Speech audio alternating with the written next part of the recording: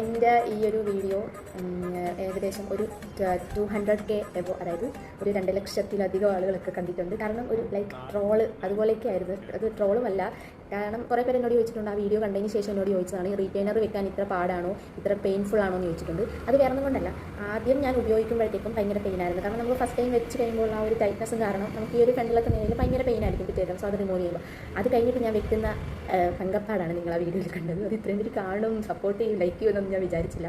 Like ഒരു എന്താണ് troll പോലെ ആയിരുന്നു അത്. എനിക്ക് വെക്കുമ്പോൾ ആ ഒരു റിയൽ എക്സ്പ്രഷനാണ് ആ വീഡിയോയിൽ നിങ്ങൾ കണ്ടത് തന്നെ സത്യമായിട്ട് റിയൽ ആയിട്ടുള്ള ഒരു വീഡിയോ ആയിരുന്നു. അത് പെയിൻഫുൾ ആയിട്ടുള്ള ഒരു മൊമെൻറ്റിലെടുത്ത വീഡിയോ ആയിരുന്നു, അതായിരുന്നു. അപ്പോൾ റീറ്റെയിനർ ഇപ്പോൾ പ്രശ്നമില്ല കേട്ടോ. നമ്മളത് ടൈറ്റ് ചെയ്യാൻ പോകുന്ന സമയത്തും ടൈറ്റ് ചെയ്ത് വരുമ്പോഴത്തേക്കും വീണ്ടും അത് ഫിറ്റ് ആവില്ല. നമ്മുടെ പല്ല് അടുക്കും തോറും റീറ്റെയിനർ ലൂസാകും. അപ്പോൾ നമ്മൾ ടൈറ്റ് ചെയ്യാനായിട്ട് പോകും. ടൈറ്റ് ചെയ്തിട്ട് വീണ്ടും വന്നത് ഇടുമ്പോഴത്തേക്കും ആ ഒരു ദിവസത്തേക്ക് ചെറിയൊരു പെയിൻ ഉണ്ടാകും, പിന്നീട് കുഴപ്പമൊന്നും ഉണ്ടാകത്തില്ല. അത് ഞാൻ ഫസ്റ്റ് ടൈം ഞാനിത് വെച്ചപ്പോഴുള്ള ഒരു പെയിൻഫുൾ വീഡിയോ ആയിരുന്നു അന്ന് ഞാൻ അങ്ങനെ ചെയ്തത്. അല്ലാതെ റീറ്റെയിനർ ഉപയോഗിക്കുമ്പോൾ പെയിനായിട്ടുള്ള കാര്യങ്ങളൊന്നും ഇല്ല കേട്ടോ.